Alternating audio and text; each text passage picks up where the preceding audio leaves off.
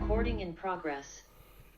Bueno, mis hermanos, esta noche tenemos una enseñanza a la cual le he llamado la prédica más extraña de Jesús. Ese es el tema que Dios puso en mi corazón para que lo analicemos. Y viene alrededor de un mandato que hizo nuestro Señor, que cuando somos agredidos tenemos que reaccionar. Si nos dan en una mejilla, poner la otra mejilla. Si nos dicen que caminemos una milla, que vayamos dos. Y si nos piden la capa, que demos la capa, ¿verdad?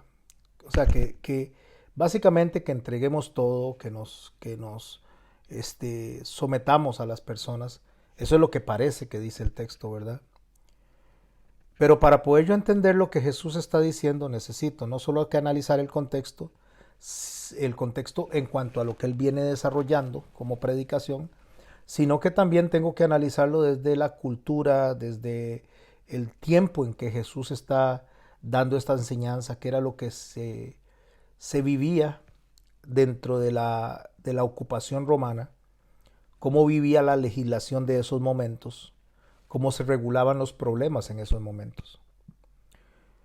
El Señor Jesús viene predicando desde el verso 1 del capítulo 5, él viene hablando en el sermón de la montaña, o lo que se conoce como el sermón del monte, que comprende el capítulo 5, comprende el capítulo 6 y el capítulo 7 del libro de Mateo. Ahí podemos ver lo que es el sermón de la montaña.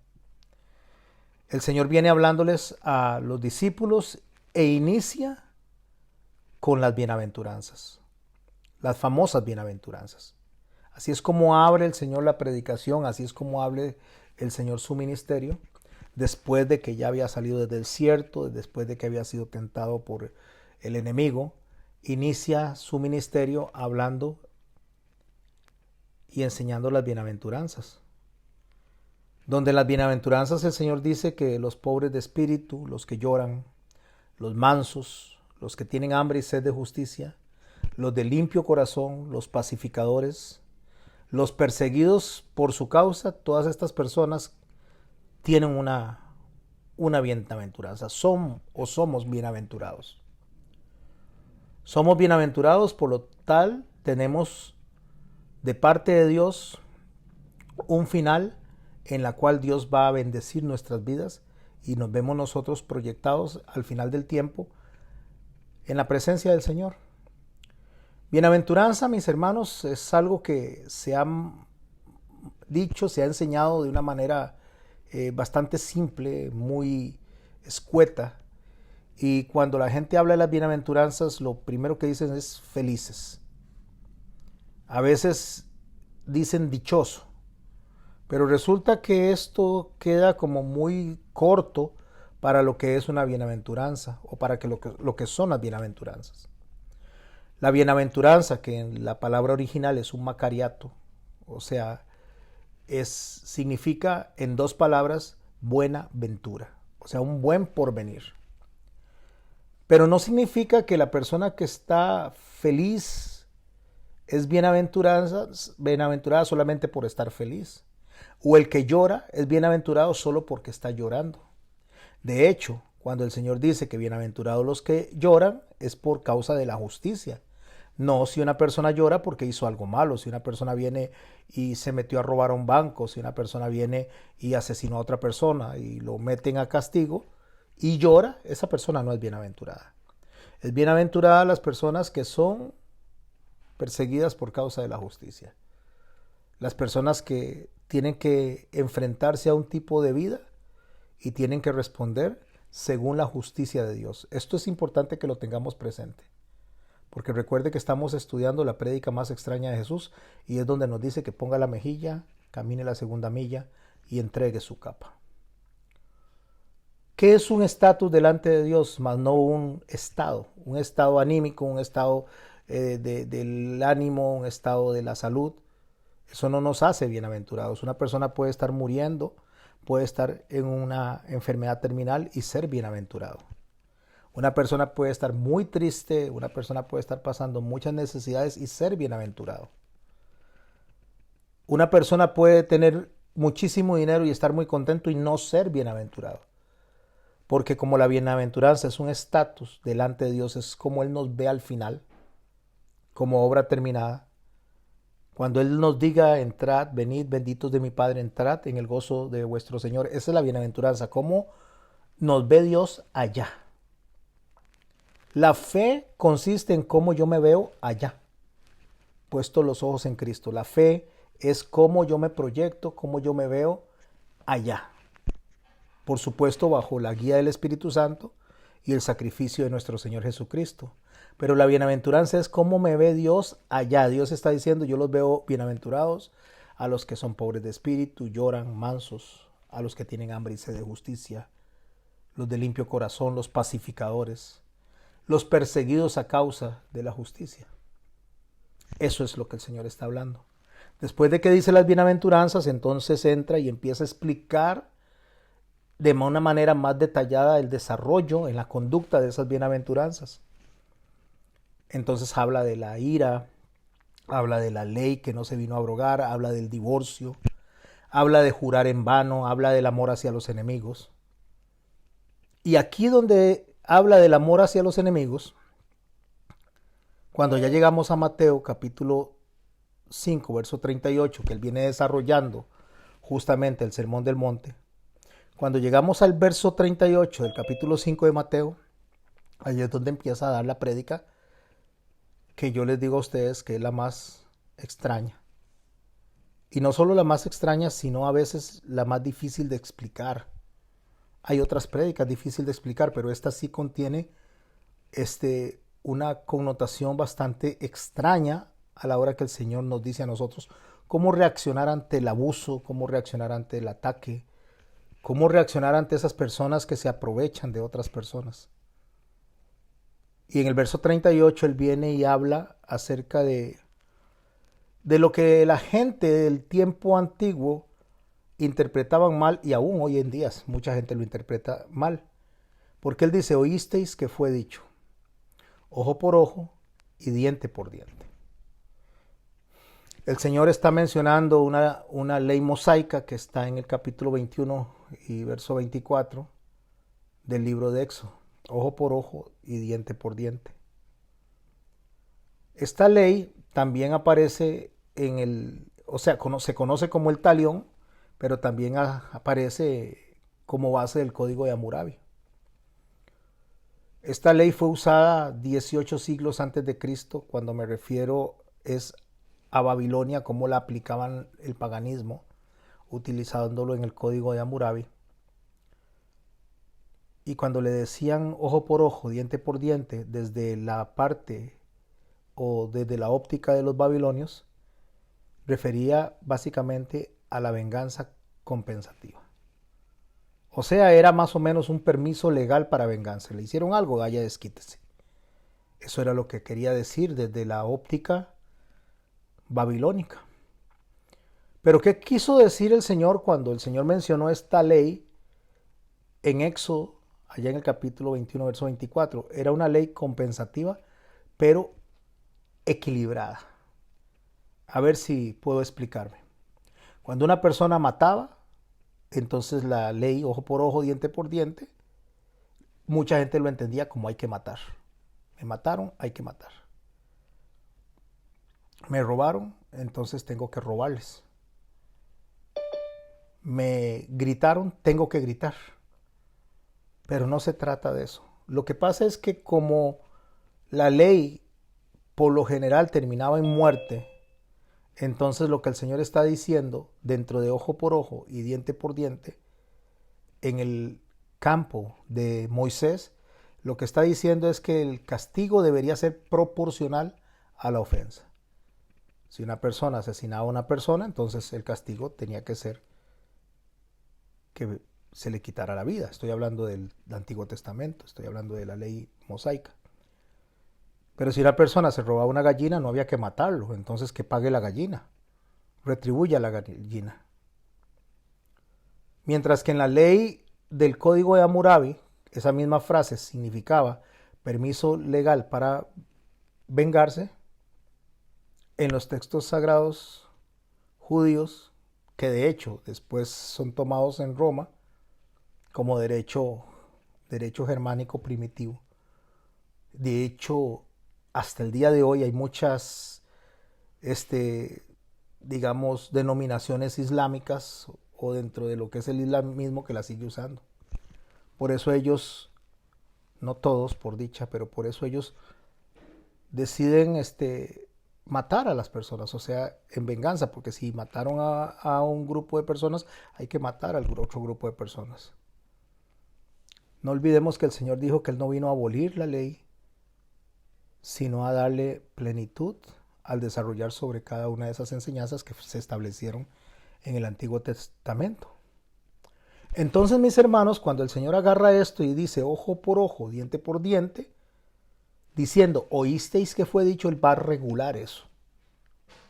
Él va a regular el deseo de venganza que tienen las personas, el deseo de compensación en justicia que tienen las personas, pero no olvidemos que viene hablando de las bienaventuranzas en las cuales se habla de la mansedumbre de corazón, se habla de las personas que lloran por la justicia, de los que deben ser mansos y humildes, misericordiosos, los que tienen hambre y sed de justicia. En esa línea es que el Señor viene y empieza a hablar de la regulación de esta famosa ley del talión. Lo que el Señor está diciendo o lo que el Señor está proponiendo a los discípulos y por supuesto al mundo entero, está proponiendo no una alternativa como la que estaban enseñando en ese momento los babilonios, ni una alternativa como la enseñaron después en la era moderna, en el siglo XX, algunos religiosos. Déjeme ver si lo explico esto. La alternativa de lo que se conoce como la resistencia activa o la resistencia violenta es lo que hace muchas veces la gente cuando hace huelgas, cuando atacan, cuando matan a una persona porque mataron a alguien. Eso se conoce como la resistencia violenta o la resistencia activa. Esa es la gente que se defiende con el pensamiento de que ojo por ojo, diente por diente es venganza y entonces tengo una licencia para vengarme.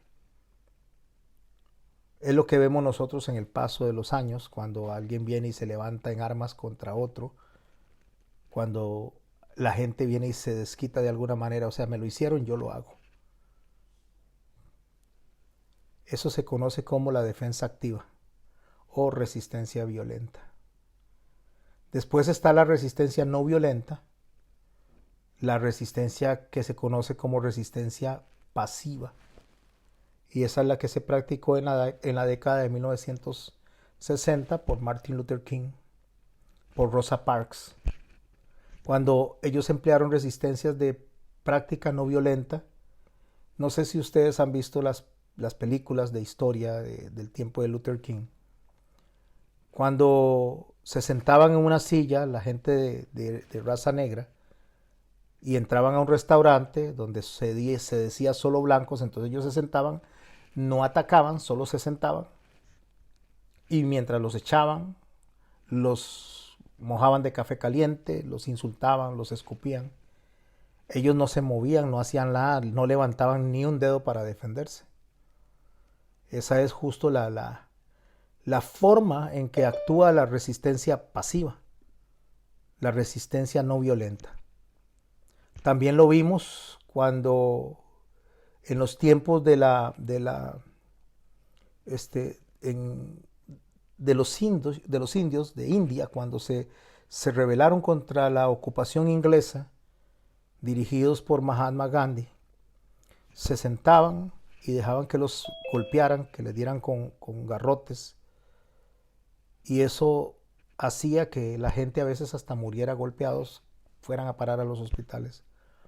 Eso se conoce como resistencia no violenta, como resistencia pasiva.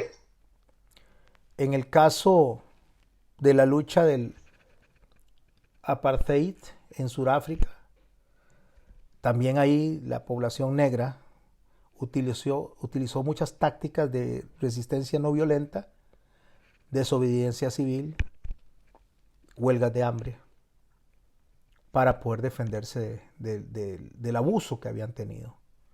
Esos son los dos tipos de resistencia que nosotros conocemos en la actualidad, son las resistencias que se han visto en el paso del tiempo. Esos son los dos extremos. Un extremo es vengarse, hacer lo mismo que me hicieron, y el otro extremo es me quedo quedito, que me golpeen, que me pisoteen y no digo nada, me quedo callado. Pero el Señor viene y plantea una alternativa que no es ni esta ni esta. No es ni que se defienda ni que lo pisoteen, ninguna de las dos. Cuando usted analiza en el paso del tiempo, ¿quiénes en la vida han hecho eso? Que el Señor va a enseñar, y ahorita tal vez en este momento cree una confusión y diga, pastor, pero no entiendo. O sea, entonces, ¿qué es lo que hay que hacer? ¿Qué significa poner la otra mejilla? Caminar la segunda milla. El Señor lo que está promoviendo, el Señor lo que está enseñando es justamente una alternativa tercera, que es la alternativa de justicia. No olvidemos que Él viene hablando de la justicia, que Él viene hablando de las bienaventuranzas, y que en ese marco de conducta donde somos sal para la tierra y luz para el mundo, todo el mundo va a estar viendo cómo actúan los hijos de Dios ante la agresión, ante los ataques. Por eso es que el Señor empieza diciendo muy claramente, y vea que ni siquiera he pasado al verso 39, porque apenas estoy tratando de poner las bases para que podamos entender esta prédica tan extraña. Oísteis que fue dicho ojo por ojo, diente por diente. Y viene el Señor y plantea la realidad de lo que Él quiere que hagan sus hijos, su iglesia. Pero yo os digo, dice, ok, eso fue lo que le dijeron a ustedes. Eso fue lo que les enseñaron. Ojo por ojo, diente por diente. Algunos piensan que es una ley de venganza.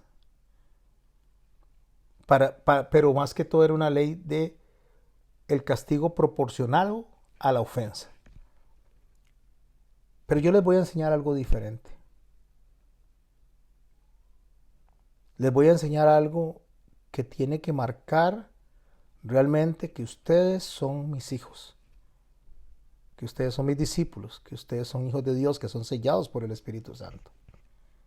Y empieza a desarrollar el tema y dice, no resistáis al que es malo. Antes, cualquiera que te hiera en la mejilla derecha, vuélvele también la otra. Empieza con la primera instrucción. El que te hiera, o sea, el que te dé una bofetada en la mejilla derecha, devuélvale la otra. Había una forma de conducirse cuando querían humillar a una persona. Agarrar y darle con un puño a una persona, eso era decirle a la persona, somos uno a uno, somos iguales, nos agarramos a puños. Pero darle una bofetada a una persona era decirle, usted no vale nada, o sea, usted no es nada. La bofetada era un signo de humillación. Entonces el Señor dice, no resistan al que es malo. A cualquiera que te hiera en la mejilla derecha, pero préstele atención a esto, la mejilla derecha. Porque ahí está la clave. Porque Él está diciendo en la mejilla derecha. ¿Por qué no dijo solamente en la mejilla, cualquier mejilla? No, tiene que ser en la derecha. Porque ahí es donde se humillaba a las personas. Pastor, ¿qué significa eso? Tenemos que ver el contexto cultural en que se está haciendo esto. Si te golpean en la mejilla derecha, vuélvale la otra. Cuando se le golpeaba a una persona para darle una bofetada de humillación, se le daba con, espero que estén viendo los que me van a estar escuchando en YouTube, tal vez no me van a estar viendo, pero voy a tratar de ser lo más descriptivo posible, porque lo que van a estar es solamente siguiendo el audio. Cuando usted da una bofetada en la mejilla derecha, entonces para que usted le dé una bofetada en la mejilla derecha hay que utilizar la mano derecha, o sea, pero no es con la palma de la mano, porque caso contrario, si se da con la palma de la mano se le da a la mejilla izquierda, sino que está hablando de la mejilla derecha porque cuando se extiende para golpear se da con la parte posterior a la palma de la mano, con, no sé cómo se llama esto, pero con la parte frontal El dorso de la mano. el dorso de la mano, muchas gracias, con el dorso de la mano. Entonces, donde se extiende la mano y le da con el dorso en la mano derecha, esto implica que esa persona está humillando a la otra. Y usted dice, pero no es lo mismo que le dé la mano izquierda, con la mano izquierda. No, porque la mano izquierda culturalmente para las personas que seguían la Torá, las personas que seguían las instrucciones de Moisés, las personas que seguían lo que eran lo que tenía que ver con el judaísmo de la época, la mano izquierda no se utilizaba para golpear, no se utilizaba para nada de eso, era demasiado humillante hacer eso. Porque con la mano izquierda se reservaba para cuando la gente iba al servicio a tener sus necesidades, a defecar. Entonces cuando las personas se limpiaban no usaban la mano derecha, usaban la mano izquierda. Era reservada para asearse una vez que iban al sanitario o iban al campo o a donde fueran. No se utilizaba la derecha se utilizaba para actividades que tenían que ver con poder, con autoridad, con todo eso. Por eso usted ve que culturalmente hasta la fecha, cuando se habla de empuñar la mano derecha, se habla de algo de poder. No se dice la mano izquierda, no porque sea zurda la persona, sino porque era reservada para lo que acabo de comentar, para el aseo personal. Y cuando hablo del aseo personal estoy hablando propiamente de limpiarse después de haber ido a defecar. Entonces, nadie se golpeaba con la mano izquierda. Porque golpearse con la mano izquierda eso conllevaba a un rebajo, a una humillación extraña, a un punto demasiado exagerado en el castigo. Estos castigos que el Señor está diciendo eran tolerados, eran permitidos. Excepto que se haga con la mano izquierda. Eso no se puede hacer con la mano izquierda. Habían cosas que por cultura no se permitían. Ejemplo, para darle un ejemplo, cuando la gente llegaba de visita a una casa o llegaba a un lugar, había que lavarle los pies como recibimiento, como una muestra de hospitalidad. Pero lavarle los pies a las personas que llegaban era algo humillante también. O sea, eso lo hacían los esclavos. Eso no lo hacían los dueños de la casa, ellos no lo hacían los amos, lo hacían los esclavos. Tenían que lavarle los pies al que llegaba. Pero era tan humillante que hasta el esclavo estaba autorizado a decir eso no lo quiero hacer. Podía hacerlo. Podía decir eso no lo quiero hacer, lavarle los pies a la otra persona. Por eso cuando Juan el Bautista dice que él no es merecedor ni siquiera de desatarle las correas del calzado de los pies a Cristo, está hablando de esa forma de humillarse. Lo que él está diciendo es, lavarle los pies a mi Señor, que para todos es humillante, para mí es lo mejor que me puede pasar. Si no había esclavos, entonces el primero en entrar al lugar donde se iban a reunir todos, los primeros en llegar, eran los que estaban asignados a lavarle los pies a todos los demás.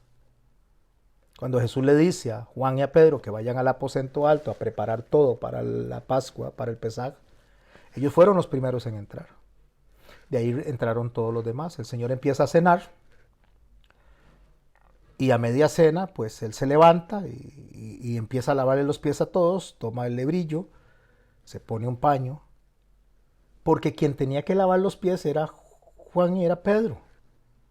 Eran los que habían entrado primero, pero no lo hicieron. Cuando Él se acerca a Pedro, Pedro sabe lo que Jesús está haciendo, que eso es humillante. Y Él es el maestro. Entonces Pedro le dice, no me hagas eso a mí, no me lo hagas. Y el Señor le dice, si no permites esto, no tendrás parte en el reino de los cielos. Entonces Pedro le dice, bueno, entonces lávame todo el cuerpo. Eso es un simbolismo de obediencia, pero lo que quiero ver, o lo que me gusta rescatar, es lo que Jesús estaba haciendo. Jesús estaba haciendo un acto de humillación para los seres humanos, Él lo estaba viendo como un acto de servicio. Lo estaba enseñando. Por eso al final, después de que le lava los pies, Él les pregunta a ellos, ¿entendieron lo que hice? Sí, Señor, dicen ellos. Y les dice, ejemplo les he dado para que hagan como yo hice. ¿Qué fue lo que hizo? Él se quitó la túnica, el manto que representa autoridad, y se puso a lavarle los pies a su creación, a los que debían de estarlo sirviendo a él. Él se puso a enseñarles que el reino de los cielos es servicio. Es entregarnos en servicio unos a otros. Eso es lo que culturalmente se entendía.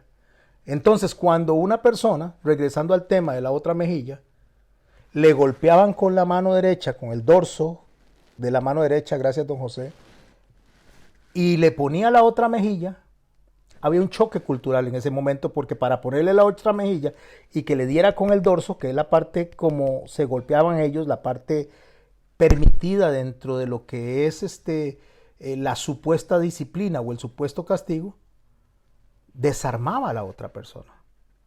Porque la otra persona no podía culturalmente usar la mano izquierda. Entonces lo que llegaba a la persona a tener una confrontación interna, a decir, pero ¿qué estoy haciendo yo? O sea, yo lo que estoy haciendo es avergonzando a esta persona. Porque si yo le golpeo con la mano izquierda en la cara, entonces socialmente a los que están alrededor e incluso al agredido, socialmente le está diciendo, usted es demasiado degenerado, usted es demasiado depravado, usted es demasiado bajo, porque utilizó la mano que se utiliza para asearse, para golpear a otra persona. Entonces hay un choque en la mente del que está agrediendo, y cuando él está haciendo la agresión, entonces en ese momento dice, pero ¿qué estoy haciendo? El Señor Jesús lo que estaba enseñando era una forma creativa de hacerle ver a la otra persona que se pasó de la raya. Eso es lo que estaba haciendo. Él no está hablando de que se vaya a vengar ni que se deje golpear. Por eso cuando a él lo golpearon, él dice, ¿por qué me golpeas? ¿Por qué me pegas? Si yo predicaba abiertamente y ahora vienes y me pegas. Él no se quedó callado. Él no atacó tampoco. Pero dijo, eso no está bien, eso no me gusta. Cuando se da vuelta y se pone la otra mejilla, le está diciendo a la otra persona es, golpéeme. Está bien. Pero si usted me golpea, usted está haciendo algo tan bajo socialmente que ni siquiera los malos, los más malos, se lo van a soportar. Y entonces viene y le dice, al que quiera ponerte en pleito, espero haber quedado claro en ese punto, al que quiera ponerte en pleito y quitarte la túnica, déjale también la capa. Las personas en los tiempos de Jesús tenían por lo general dos prendas. Eso era lo que usualmente tenían, lo que es la túnica, que es lo que se usaba como ropa, y la capa, que era la única protección que tenían para estar en el exterior, en el medio ambiente, protegerse del frío, protegerse de las inclemencias del tiempo, la lluvia, de las tormentas. Era la capa, se ponía sobre la túnica. Entonces lo que él está diciendo es que el Señor está diciendo que cuando alguien por alguna razón prestaba dinero, porque a eso es lo que se está refiriendo, está entrando dentro del marco de los préstamos, la gente de ese entonces había una forma como de decir, dar una garantía de ofrecer la capa. Esa es, bueno, como está en mi protección, es como que usted hipotecara la casa hoy en día. Y dice, cuando la persona llega al juicio y no puede pagar, eso es ponerte en pleito. Ponerte en pleito es demandarte, hacer un ejercicio de cobrar lo que se le debe. Y llega y le dice, el que quiera ponerte en pleito y quitarte la túnica es su ropa, no la capa no, porque la capa es la protección que la persona tiene para no morir afuera, para que no se vea la persona enfrentada a las dificultades del medio ambiente.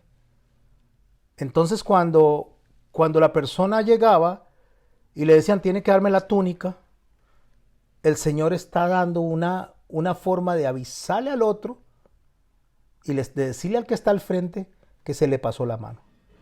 Porque si da la túnica y da la capa, tenía que salir desnudo de ahí. Completamente desnudo. Y mis hermanos, por supuesto que había una ley judaica que habla contra la desnudez. Y por eso nosotros tenemos que analizar muy bien cuando hay un texto del Señor, no solo porque parece extraño, sino en qué contexto cultural lo está dando. No sé si ustedes se acuerdan cuando Noé se embriagó, sus hijos entraron de espaldas para taparlo, sin ver la desnudez de él, porque eso era algo, y es algo, a los ojos de la Torá, sumamente grave, que se vean la desnudez los unos a los otros. De hecho, las relaciones de inmoralidad sexual que se presentan en Levítico dice quien vea la desnudez de la hija, del padre o del padre de la hija, hablando de las relaciones de incesto, dice, y ahí es donde hay un reclamo de Dios para ese tipo de relaciones, pero habla de la desnudez. La desnudez es algo que muestra la parte más íntima, la parte más débil de una persona, la desnudez. Por eso los sacerdotes cuando subían a hacer los sacrificios tenían que usar una especie de como de calzones, de manta, para que no les vieran la desnudez, porque la desnudez es algo que se cuidaba mucho de no verse. Entonces cuando él le dice que el que quiera quitarte la túnica, dale la capa, le está diciendo déjele todo y salga desnudo. No es para que saliera desnudo, sino para que en esa corte donde se está ejerciendo ese juicio, ese pleito, ponerte a pleito, para embargarle la capa, salir desnudo delante de todo el mundo era decirle al otro se te pasó la mano. Hoy en día pasa mucho eso. Usted ve que los bancos le quitan la casa a una persona, la gente queda en la calle, queda expuesta tal vez a la lluvia con bebés, y la sociedad cuando reacciona no reacciona contra la persona aunque no haya pagado la casa, aunque no haya pagado la deuda, reacciona contra el banco, porque dice, ¿cómo deja esta familia en la calle, a la intemperie? ¿Cómo es que los dejó así?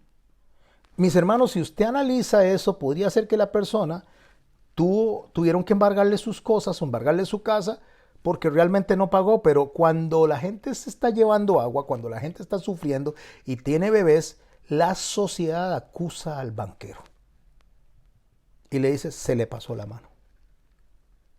Lo mismo ahí, la sociedad, si él salía desnudo, sin su túnica y sin lo único que lo protege del clima, que lo va a exponer a morirse, los que estuvieran viendo ahí decían, se le pasó la mano, y la misma persona que está ejerciendo el juicio dice, ah sí, qué vergüenza, se me pasó la mano.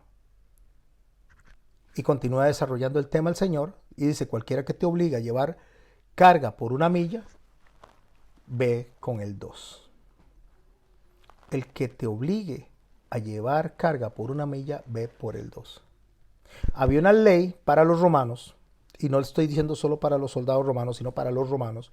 Los romanos podían llegar a donde un judío o a un lugar de ocupación donde hubiera gente que estuviera bajo el dominio de Roma, y podían llevar carga hasta cierto peso. Y cuando se topaban a un judío, le podían decir, lléveme esto por 1 milla. O sea, llevo un saco, vamos a imaginarnos que llevamos un saco de papas o vamos a llevar un saco de cemento y vamos a caminar y nos topamos al judío, somos romanos, nos topamos al judío, le decimos, tome, lléveme esta milla. Pero la ley, para que no hubiera un abuso de lo que el romano podía hacer en el judío, llámese soldado o llámese ciudadano romano, para que no hubiera sobre el judío un abuso, entonces le decía, lo más que puede llevar esa carga ese judío es 1 milla. Cumplida la milla, entonces tienen que pasársela a otro, tienen que buscar otro judío, otro que esté ahí como parte de la ocupación, pero no puede llevarle 2.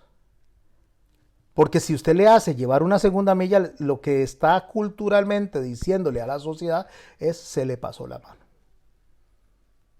Se le pasó la mano, y entonces por lo tanto va a quedar en vergüenza, expuesto de que su justicia, lo que él consideraba como justicia, realmente lo que era una injusticia.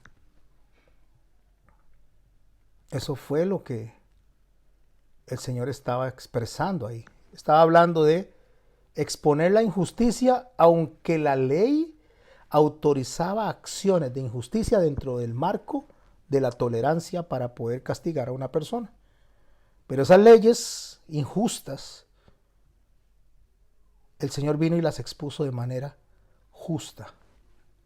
Al que te pida, dale, y al que quiera tomar de ti prestado, no se lo rehuses. ¿Qué es lo que el Señor está diciendo? El Señor está diciendo, el que quiera abusarse de usted, el que quiera pasarse de la mano, aquí no está hablando de un asunto de... El Señor no está hablando en este momento de un asunto de ¿cómo se llama esto? De solidaridad, eso sí. El Señor no está hablando de solidaridad, está hablando de justicia. Esto está en el marco de la justicia, está en el marco del abuso, está en el marco donde la gente se aprovecha de las demás personas.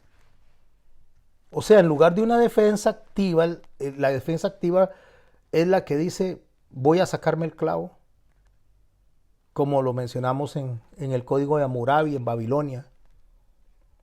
O la resistencia no violenta de que me agarren como si fuera un saco de boxeo o un trapo de limpiar el piso. El Señor está hablando de una forma pasiva, pero que es más efectiva que las otras dos. El Señor no está enseñando, de hecho, a la no resistencia, ni tampoco a la violencia, ninguna de esas cosas. A lo largo de la historia, el interpretar mal estas dos maneras de enfrentar el mal, como lo interpretaron los que hay que sacarse el clavo, o los que deme por la cara, agárreme de trapo de limpiar el piso. Estas dos maneras de enfrentar la violencia, lo único que ha generado es una confusión en el cristianismo, en las personas creyentes. Este tipo de defensa que el Señor está hablando, y ahora lo vamos a abarcar un poquito más profundo, tiene la capacidad de desarmar la coraza que ponen los agresores, y lo que hacen es cambiar de manera positiva esa práctica. A ver si me voy explicando un poco más.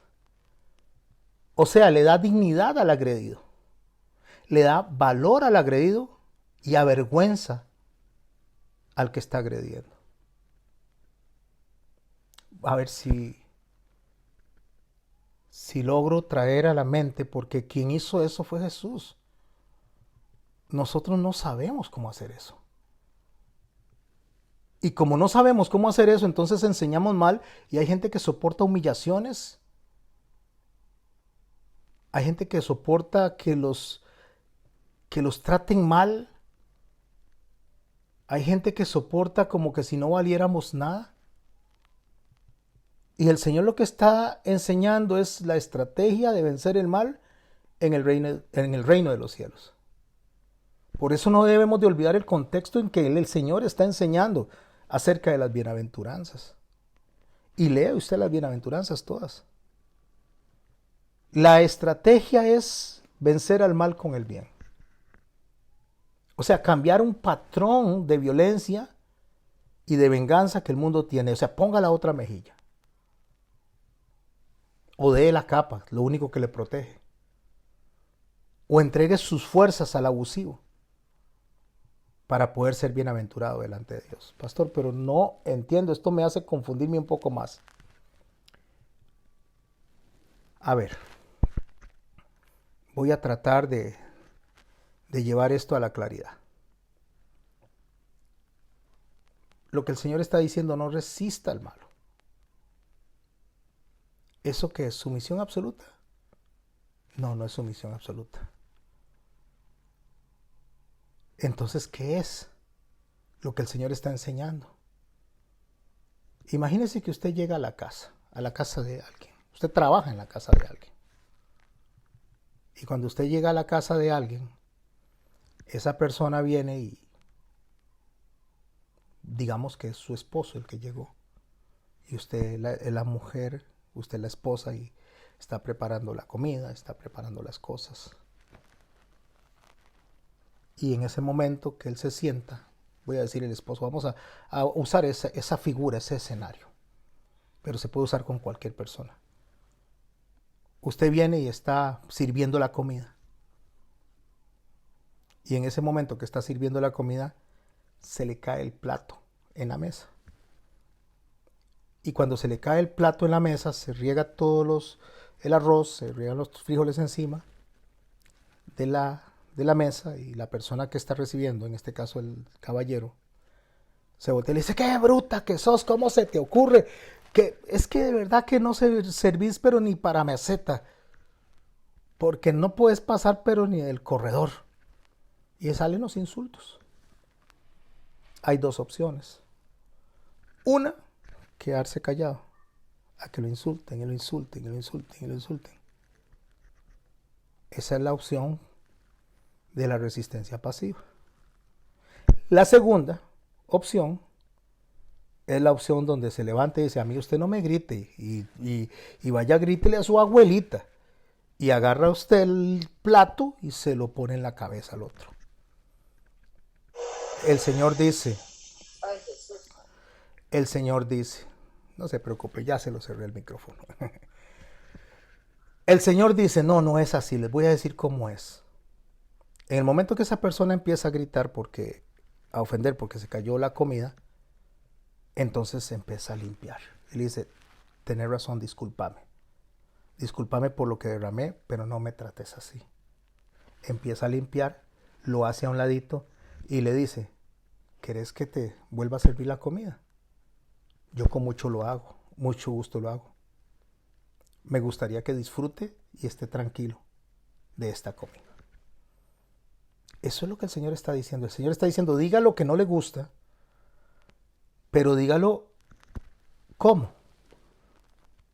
Bienaventurados los pobres de espíritu, porque de ellos es el reino de los cielos. O sea, entendiendo que el juicio justo lo hace Dios, y que Dios no va a dejar que eso quede sin consecuencias, porque la bienaventuranza me dice a mí que en un estatus de Dios, Dios se va a hacer cargo de lo que está pasando, y yo creo en eso. Eso fue lo que le dijo David a Saúl cuando le dijo que él le dejaba la venganza al que juzga justamente. Bienaventurados los que lloran, porque ellos recibirán consolación. El dolor que me causaron se lo dejo en las manos de Dios, pero yo no voy a tomar venganza. Yo no voy a insultar como me insultaron.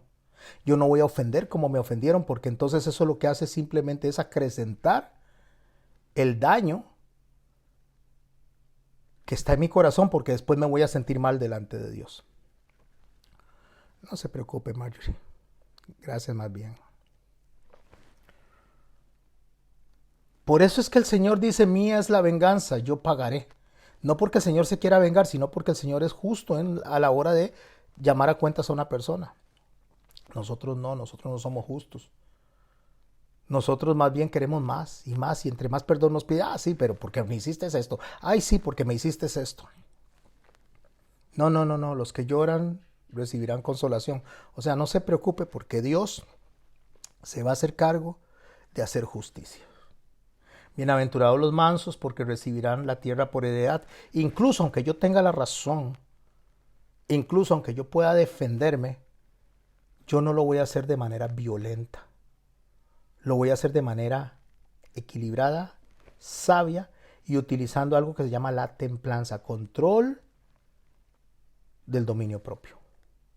O sea, el uso de lo que el Espíritu Santo deposita en mi corazón, que viene de la primera bienaventuranza, para yo responder reclamando, diciendo: esto no me gusta, pero sin dejar que mis emociones me ganen. Por eso es que hay que ser manso. Bienaventurados los que tienen hambre y sed de justicia, porque ellos serán saciados. Ok, no olviden que hay uno que juzga justamente y que no va a dejar al impío sin su justo castigo.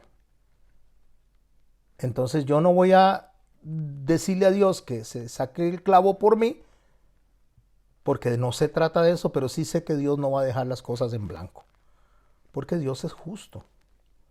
Bienaventurados los misericordiosos, porque alcanzarán misericordia. Es la persona que en lugar de enojarse siente dolor por aquel que está al frente haciendo lo incorrecto, que se siente mal por lo que el otro está haciendo, aunque no es él el que lo está haciendo, como Jesús en la cruz. Cuando Jesús dice perdónalos porque no saben lo que hacen. Déjenme explicarle un poquito más esto, mis hermanos, porque ahí tiene que ver justamente con la mansedumbre que está antes de la misericordia. La mansedumbre significa que aunque yo tengo a un Dios que me respalda, aunque yo tengo a un Dios que me defiende, que es todo poder y que no va a dejar nada en blanco, que va a venir y va a hacer justicia, yo no voy a orar porque el Señor lo ataque, porque el Señor le quite la vida, porque el Señor le corte un brazo, una pierna. Yo voy a orar para que tenga misericordia porque aún no sabe lo que hace. A ver si lo profundizo más. Está hablando en la cruz Dios. Él pudo, según lo que le dijo a Pedro, haber pedido 12 legiones de ángeles, 72,000 ángeles, poderosos ángeles. 4 ángeles son los que se necesitan para destruir la tierra y él puede pedir 72,000 poderosos ángeles. Y le dice a Pedro, Pedro, si yo quisiera, dice, si yo quisiera, yo pediría a mi Padre y me enviaría 12 legiones de ángeles. Pero ¿cómo se cumpliría entonces? Dice las Escrituras. En otras palabras, si nosotros quisiéramos que el Señor nos defendiera y se vengara por nosotros, Él lo puede hacer. Pero no es lo que tenemos que pedir. Tenemos que aplicar la misericordia, porque el Dios que está siendo crucificado en ese momento les está diciendo no saben lo que hacen. No saben lo que hacen, no solo habla de la ignorancia, no saben a quién están poniendo ahí, que Él con solamente un suspiro puede destruir toda la tierra. No saben con quién se están metiendo. Mi hermano y mi hermana, usted y yo somos hijos de Dios, valemos la sangre de Cristo. No porque lo merezcamos, sino porque Él pagó con sangre por nosotros. Y el Señor no va a dejar que vayamos a ser puestos a prueba más allá de lo que podamos resistir. Pero cuando a nosotros nos atacan, cuando a nosotros de nosotros mienten, cuando a nosotros nos insultan, mis hermanos, en lugar de sentir nosotros enojo por la persona, sintamos compasión, porque Dios no va a dejar eso sin su justo castigo. Y si no, leámosle la última bienaventuranza antes de seguir con esta. Bienaventurados sois cuando por mi causa os vituperen y os persigan y digan toda clase de mal contra vosotros mintiendo. Gozaos y alegraos porque vuestro galardón es grande en los cielos, porque así persiguieron a los profetas que fueron antes de vosotros. Así persiguieron a los profetas. Ustedes son bienaventurados. ¿Por qué yo soy bienaventurado? ¿Y el profeta qué pasó? Lo mataron. A otros lo aserraron, los decapitaron, los quemaron, los echaron a los leones. Pastor, ¿y eso qué tiene entonces de bienaventurado? Por supuesto, porque no es algo de ahora, es donde Dios nos ve a futuro. Entonces esos profetas, esas personas que fueron perseguidas, que dice el libro de Hebreos que no eran dignos para el mundo, o el mundo no era digno de ellos, más bien, es lo correcto. Esas personas están eternamente con Cristo. Esas personas van a estar eternamente con Cristo. Nosotros vamos a estar eternamente con Cristo, si nos comportamos como hijos de Dios. Pero los que lo atacaron, los que los hicieron eso, si no se arrepintieron de los hechos, esas personas realmente son dignos de misericordia, porque van a estar eternamente, van a estar en condenación. No saben lo que hacen. Perdónalos, no saben lo que hacen. Señor, cuando entremos a Jerusalén, le dijeron los hijos de Zebedeo, ponnos a la derecha y a la izquierda. No saben lo que están pidiendo. No saben lo que ustedes están pidiendo. A la derecha y a la izquierda iban a haber 2 ladrones muriéndose. Y ellos pensaban que Él iba a estar sentado en un trono en Jerusalén. Y Él les está diciendo, ustedes no saben lo que están pidiendo. Ustedes pueden tomar la copa de la cual yo voy a tomar. Sí, Señor, porque ellos no sabían. Ellos pensaban que iba a entrar a conquistar Jerusalén. Y tal vez pensaban en un brindis en el palacio. Sí, la van a tomar, dice. Pero el sentarse a la derecha o a la izquierda no me corresponde a mí, le corresponde al Padre. Y eso es una bienaventuranza. Quien nos va a sentar a nosotros a la derecha, al sentarnos a la posición con el Hijo de Dios, es el Padre. Por cómo nos hemos conducido en esta tierra, por la forma en que hemos hecho las cosas, como lo hemos representado. Pero tenemos que empezar por entender las bienaventuranzas y lo que ellas nos hacen a nosotros comprender, discernir dentro de lo que es ser un ciudadano del reino de los cielos. Bienaventurados los pacificadores, dice, porque ellos serán llamados hijos de Dios, los pacificadores. Pacificador no es el que está en paz, el que dice, ay, entonces está peleando Eric con Wilder, entonces yo no me meto. Allá ellos que se arreglen. No, eso no es un pacificador, eso puede ser un pacífico, que no se mete. Pero Dios no quiere pacíficos. Dios dice que Él quiere pacificadores. El pacificador es el que se mete. Pero no se mete para decirle, bueno, Wilder, ahora sí, dele duro a Eric, o Eric, dele duro a Wilder. No, el que se mete dice, no, un momentico, mis hermanos, nosotros somos hijos de Dios, ¿qué están haciendo? Estamos ofendiendo a Cristo. El Señor, su principal deseo es que nos amemos los unos a los otros, que no murmuremos los unos de los otros, que nos respetemos los unos a los otros, como Él nos amó. ¿Qué estamos haciendo? Estamos pisoteando la sangre de Cristo con la conducta que tenemos nosotros. No hagamos eso. En ese marco es que el Señor está enseñando esto. Entonces, ¿qué tenían el mensaje de Jesús implícito para nosotros poder llegar a concluir que el Señor estaba enseñando en este mensaje a veces difícil de explicar? Leamos de nuevo, verso 43. A partir de ahí me gustaría que leyéramos, donde quedó la lectura antes. Oísteis que fue dicho, concluye el Señor después de que nos enseñó de poner la mejilla, caminar la segunda milla, entregar la capa. Oísteis que fue dicho, amarás a tu prójimo y aborrecerás a tu enemigo. Entonces viene y él concluye cómo es que actúa el amor en el reino de los cielos.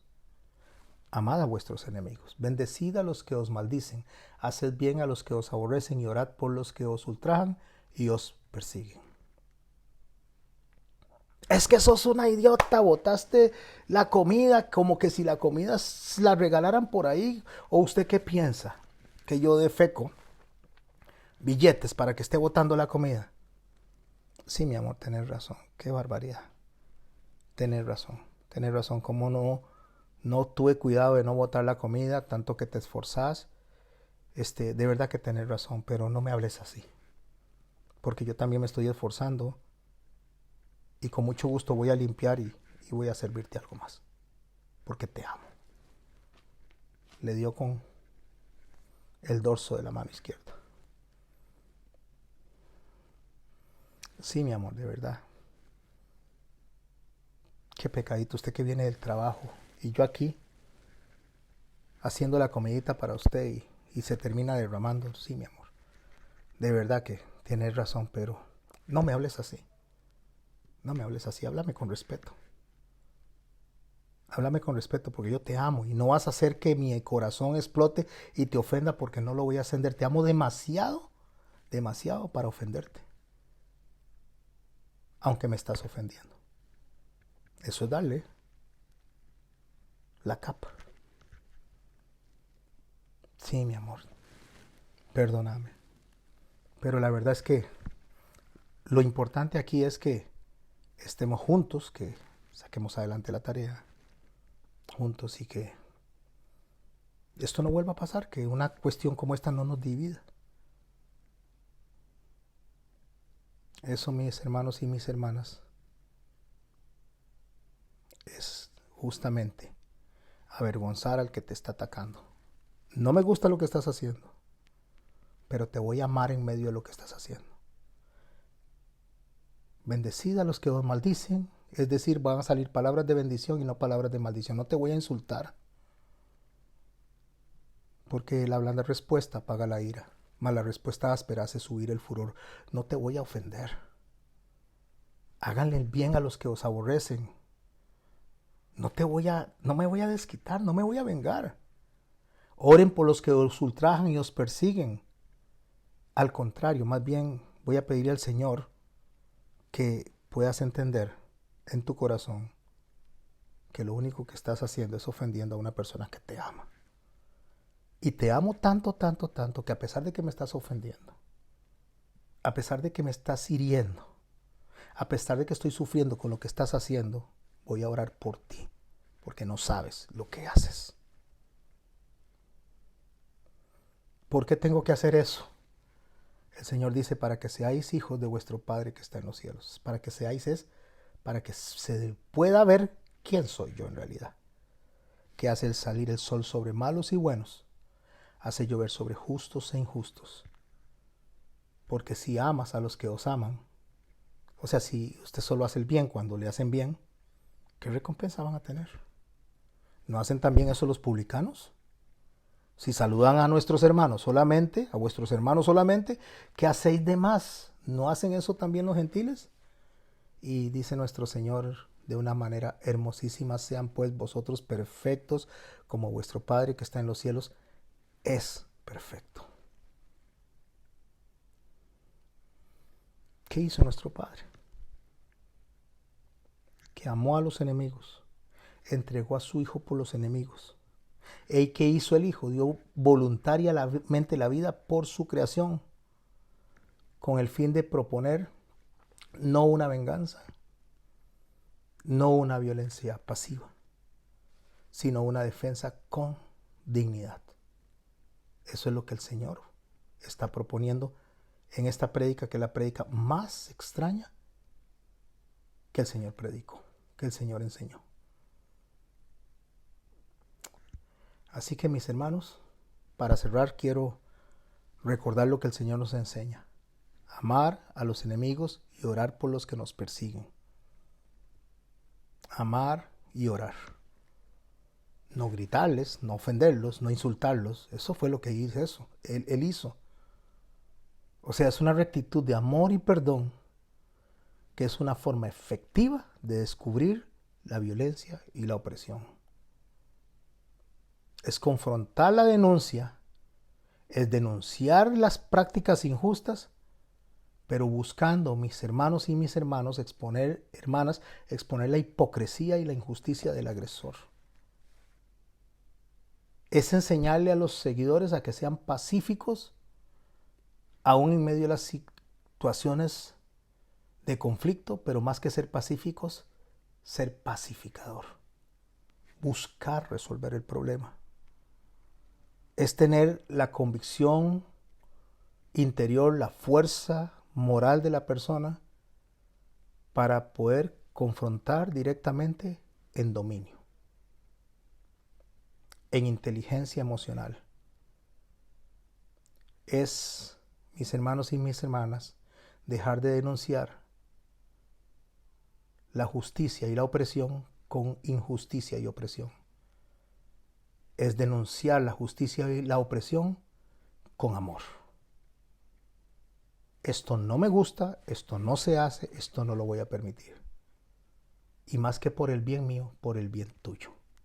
Porque hay un Dios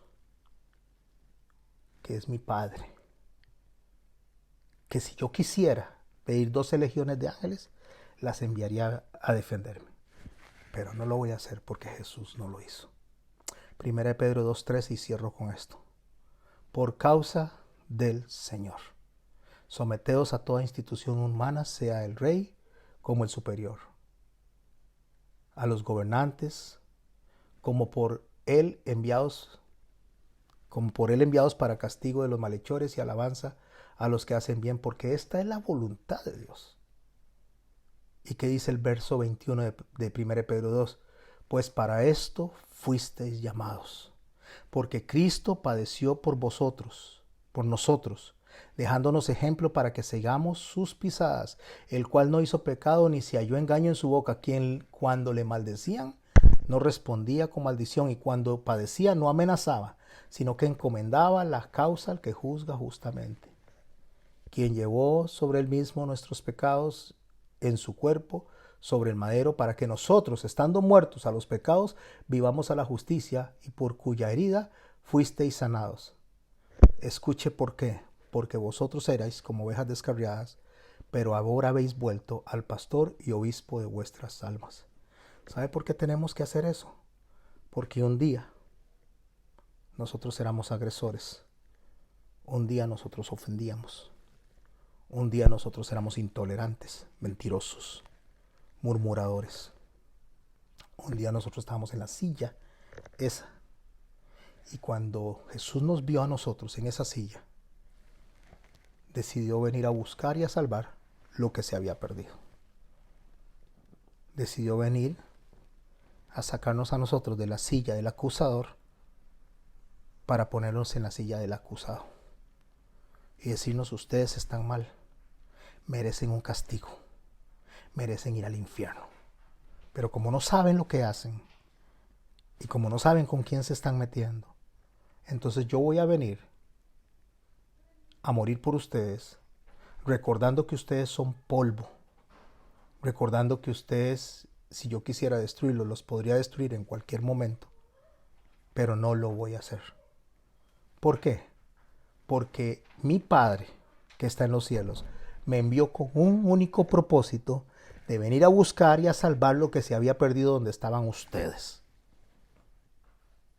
Entonces ustedes que recibieron misericordia, vean de la misma manera a los de afuera, no solo a los que los aman, no solo a los que los bendicen, no solo a los que le hacen bien. Vean con misericordia a todos, porque fuimos vistos con misericordia para que practiquemos misericordia. Padre santo y bueno, te damos gracias, Señor bueno y santo, por la oportunidad que nos das de poder estar delante de ti esta noche, aprendiendo de tu palabra, Señor, aprendiendo de lo que es realmente, Señor, una conducta pacífica en mansedumbre, aprendiendo realmente cuál es la respuesta correcta ante la agresión, Señor. Es difícil para nosotros comprender el mensaje, Padre bueno, pero sabemos que a través del Espíritu Santo nos dará la bendición de discernir cada palabra, Señor, y ponerla en práctica. Ayúdanos, Señor, a no tener pensamientos de venganza, Señor, ni tampoco a tener pensamientos, Señor, de que no valemos nada, como para que nos pisoteen. A entender, Señor, que fuimos pagados por tu sangre, Señor. Gracias, Padre, por redimirnos, y que tenemos que hacer una defensa en amor y justicia. En tu santo nombre, Jesucristo. Amén.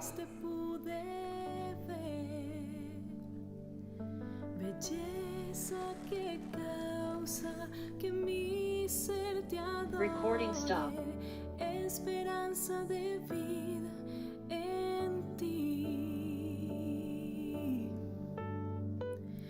Vine a adorarte, vine a postrarme, vine a decir que eres mi Dios, que eres simplemente bello, simplemente digno, tan maravilloso para mí.